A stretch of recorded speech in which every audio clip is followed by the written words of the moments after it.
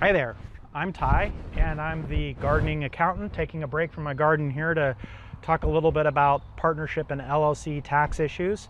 And the issue that I want to talk about in this video is when you exit a service business, when your LLC is a service business and you exit essentially.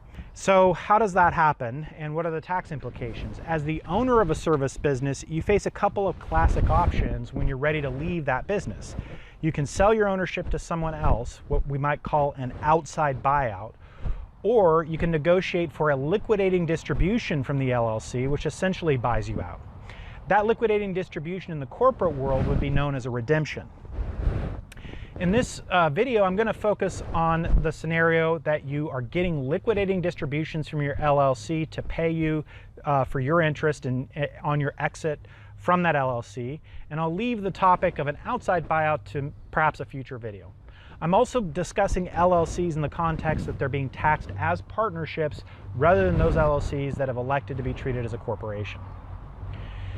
In an owner liquidation, the rules for service businesses are a bit different than they would be for a non-service business. In general, the tax law provides that an LLC owner being paid for their interest in the LLC property will have a capital gain to the extent that their payment, their liquidating distribution, ultimately exceeds their tax basis in the LLC. Their tax basis is similar to the historical accounting for what we call their capital account. It is usually less than the actual value of the owner's interest. So what we would often see then is that a liquidating distribution generates a gain because the value of their interest that they get paid for is more than their tax basis in their interest. Individual taxpayers generally like the idea of capital gain because you receive a better tax rate than if it was just ordinary income. Sound good so far? Well, here's the catch. In a service business, the LLC doesn't usually have much identifiable property for the owner to be paid for.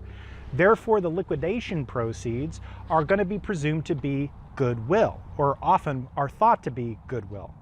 The tax law, though, singles out owners of service businesses, making them categorize payments that would be attributable goodwill as plain ordinary income unless they get an exception.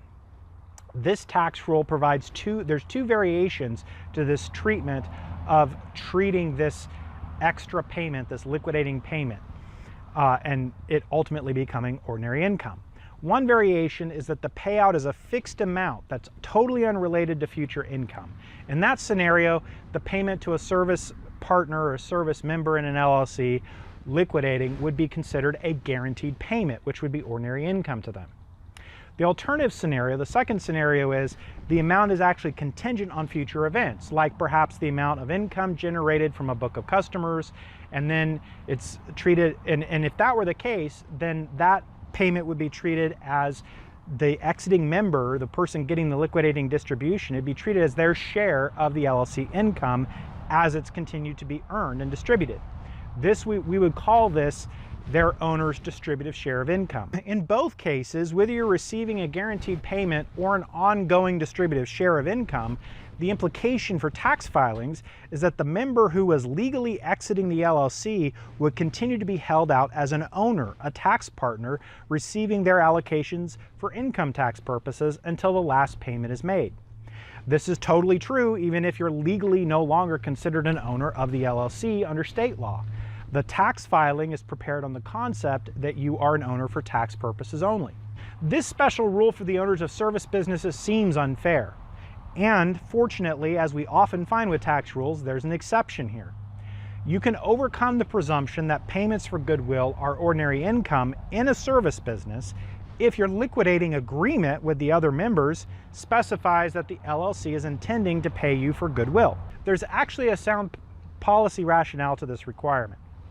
The exiting owner and the remaining LLC owners have contrary financial motivations in the tax result of this agreement.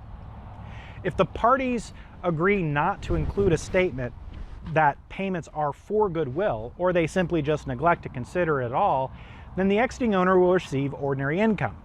However, the LLC will actually get the benefit of an immediate ordinary tax deduction as those distributions are being paid. This is the case if those liquidating distributions are considered to be guaranteed payments.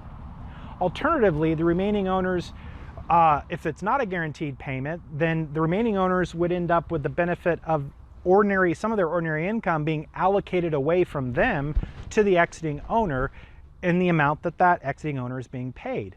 So for tax purposes, they have to pay that money, and for tax purposes, they don't get ordinary tax on it, which is a good deal for the remaining owners. And that's the case where the exiting owner is being considered to get distributions of their distributive share of the continuing income of the business until it's fully paid out. Well, in either of those two scenarios, we see a reduction to the ordinary taxable income for the remaining owners while the exiting owner is being paid. So there is that we see that as a tax benefit for the remaining owners of the LLC. Well, what if the parties do agree to stipulate that liquidating payments are in compensation for goodwill? If that's the case, the exiting owner will be taxed at favorable capital gain rates for the amounts that are related to goodwill, the liquidating distributions they receive in excess of their tax basis in the LLC. The remaining LLC owners, though, on that situation, they don't get an immediate deduction when that happens, and they don't get a reduced allocation of ordinary income either. Instead, if the LLC has made the appropriate election, the LLC could treat the payments as an asset and capitalize it on their tax balance sheet in theory, and then deduct that asset over a 15-year period, those payments. So given those alternative treatments, we can presume that the LLC and its remaining owners would rather the exiting owner not treat their payment as goodwill. However, the exiting owner would of course prefer that it is treated as goodwill. So if both parties have competent counsel, then we would also expect they can work this difference out, and they probably will work it out in how they negotiate the value of the exiting owner's interest in the partnership. Okay, well, a different issue for the service business when there's an exiting partner is if distribution payments are related to that liquidating member's share of what we call unrealized receivables. This scenario happens when the LLC happens to use a cash basis on their tax return, but at the time of liquidation, as a factual matter, they do actually have outstanding amounts owed from customers.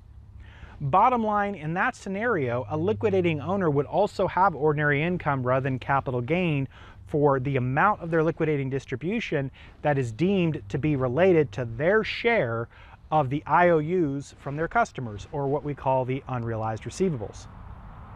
All right, well, that's it for now. It's a taster of some things that you have to deal with in a service LLC when you have an exiting member, the negotiation you have to consider between the parties and the agreements that you may have to make. Hopefully that's helpful and kind of tees you up to ask the right questions of your team. I'm going to get back to gardening. If you enjoy these videos, please like and subscribe, and tell your friends and colleagues about them.